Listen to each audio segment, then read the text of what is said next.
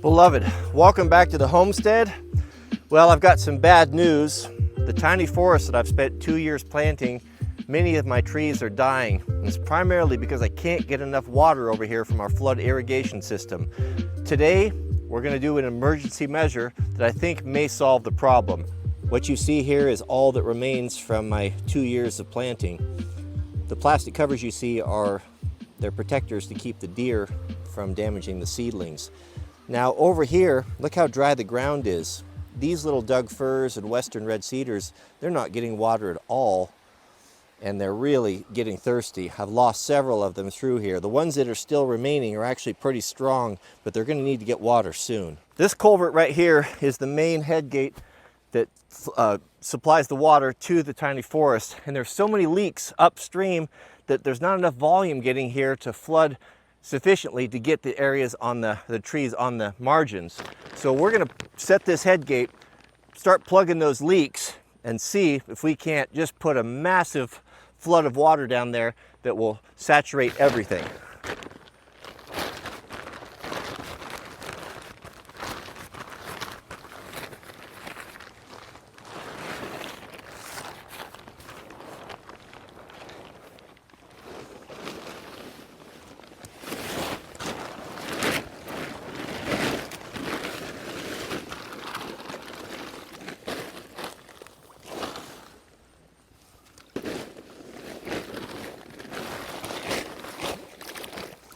With that set, now we head upstream and plug the 4 biggest leaks that we have with our temporary headgates. Here's my idea to redirect that water down to the bottom gate. We'll use this 3/8 plywood to build a series of temporary headgates that we can plug in as needed and force all that water to the northernmost gate. So let's rip these up into a manageable size, and we'll take them down there and we'll start building these gates.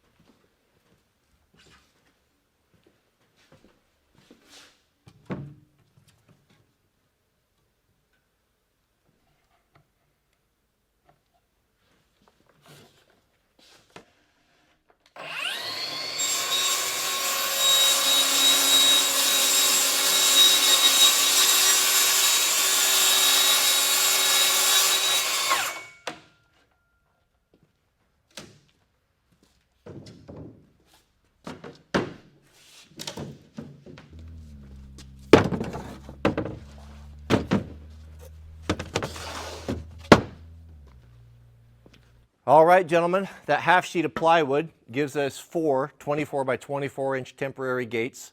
I got a case of stakes. We'll dam those up and redirect the flow or the mass flow of that water all to one headgate and see if we can't push that over to those baby trees.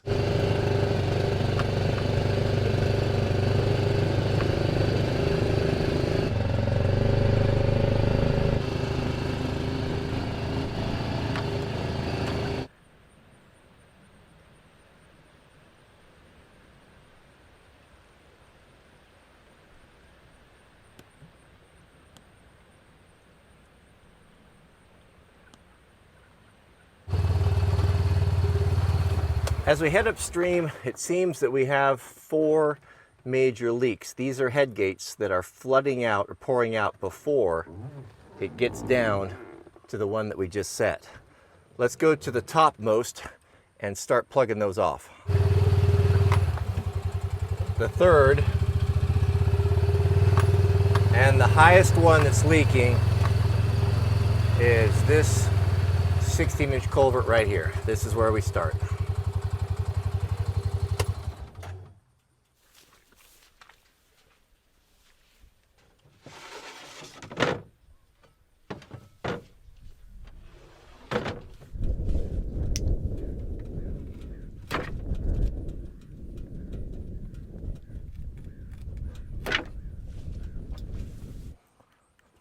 Some of these gates have culverts, some of them don't. This one does. The ones with the culverts are going to be pretty easy to stop up. I know there's not a lot of water coming out of there, but it adds up over 4 or 5. So if we can stem this, then that's going to give us that much more water down for the little trees.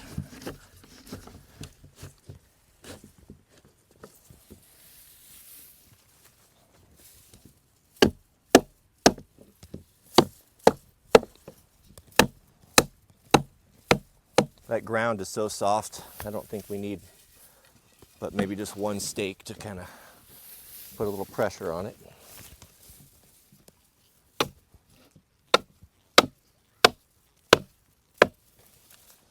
All right, let's move on to number 2.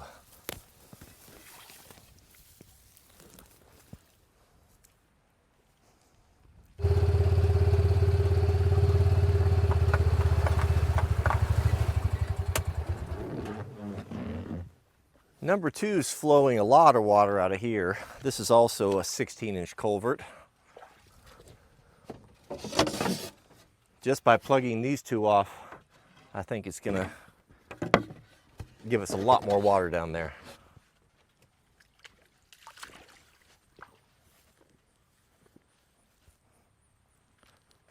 It's dawning on me, there's a lot of knowledge we men have to keep this whole world running. Just when you think you've got something figured out, new problems arise. I think if our women understood how much we have to go through to put food on the table, they'd give us some more respect.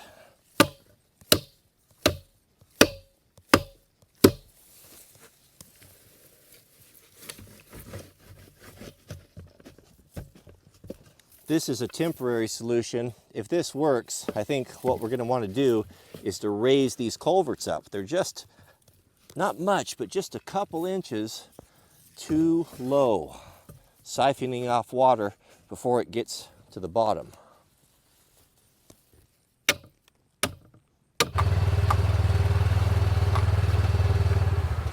Oh goodness, look at that. That's the biggest leak so far. I think stopping up those top ones has pushed more out the bottom ones here. Oh, I see this one here has got a culvert as well. I was thinking that was just ditch.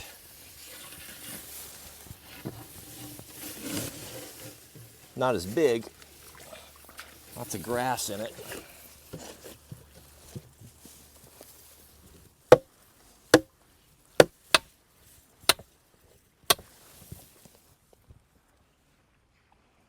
Looks like we have a friend coming to visit.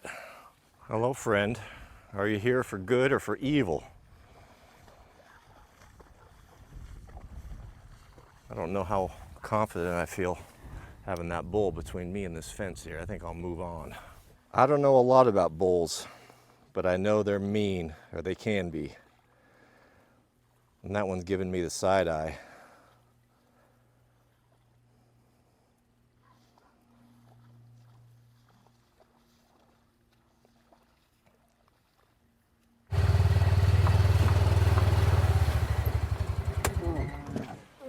And this is our 4th and final leak. This one's really running now that we stopped up the top 3.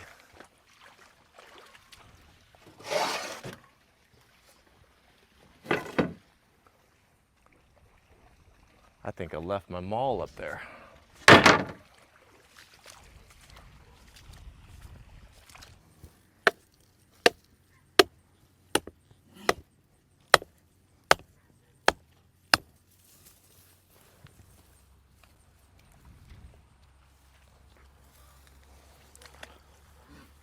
All right, well that definitely stemmed the flow.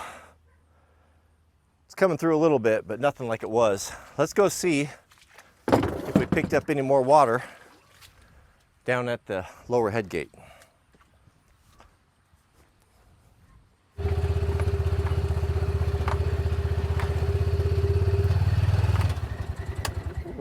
Oh yeah. Stopping up those leaks has just about doubled the flow here from the bottom gate. Now this is the one that's feeding the forest. It'll take some time for this water to get all the way over there. I want it I want it to run all night and find its highest level. Then we can come back tomorrow morning and see what's getting watered and what's not, and then start doing some trenching and do some small tributaries over to those little trees that are not getting water right now. But I think this is a good sign. Oh, bad news, gentlemen. Catastrophe. My tarp tore out. They only last about a summer. The sun's pretty hard on them, but we can fix this here temporarily. I got a lot more of them back at the shop 2.0, but I don't want to drive all the way up there, so we'll just rework this one real quick. Just when we were starting to have some success. These have a loop sewn in them, and you can thread a 2x through them, but that tore out because of the sun. So what I've done in the past is you can take these and put a couple wraps in them, and I think it'll hold. These cows are pretty stupid. One animal that I found that's dumber than a cow, though, is a sheep. My grandfather was a sheep rancher in Idaho. He actually, at the turn of the century, on my dad's side, I think that'd be my dad's granddad or his great-granddad, I forget, owned the largest sheep ranch in Idaho. I think he used to own a good portion of the mountain at Sun Valley, where it sits right now. Can you imagine what that would be worth today if he would have passed that down to his great-great-grandchildren? Wouldn't be here in this irrigation ditch, would I? Or maybe I would. I remember a funny story my dad told me about his granddad. He went to see his first movie. Moving pictures, they used to call them. And it was a Western. And he knew it. Oh no. He knew everything there was to know about sheep, apparently. And they were doing something with the sheep. That ain't gonna work. That's just gonna continue to unroll. We're gonna have to go get a new tarp, I think. How can I keep that from unrolling? Is there anything I can do? If we wrap it the other way, would it just act to tighten itself? You know, I can't think these things through. I have to just do them. So they took great-great-grandpa to the moving pictures, and it was a Western, and apparently there were sheep involved. And they were doing some Hollywood movie magic, something that they were portraying sheep doing something. If memory serves, they were running them upstream or up a river or something that sheep would never ever do, and Granddad knew that. And he was so disgusted that it was fake that he walked out and said, I'll never, ever watch another one of these moving pictures again. And he didn't, as far as I know. If we wrap it this way, it'll serve to tighten itself, won't it? Does that make sense? You know, this farming type of work is hard for Proho, especially when you're a perfectionist. I don't know a lot about farming, but I can tell you this. You got to get over that. Everything being perfect. You got to just figure out how to make do with what you got. That is the name of the game. Seems to me anyway. You try to get everything perfect all the time, you wouldn't get anything done. It's probably good for me to be out here doing this stuff. Well, it is holding. We'll see here in a bit. Look at her go now. That's a fair amount of water there. That running all night will be thousands and thousands of gallons. Quick update, gentlemen. It's been about an hour since we set the dam. It's right over there about 250 feet away or so. And the water has already made it. Where's the leading edge here? Right here. Oh, nope. Right here. This is you can see it creeping. So that will flow around here, around that backside, and get all these guys. So that's good. That's only after an hour. So we'll be back tomorrow and see. And hopefully this whole area will be flooded, and then we'll do some tributaries to those little dry trees over there.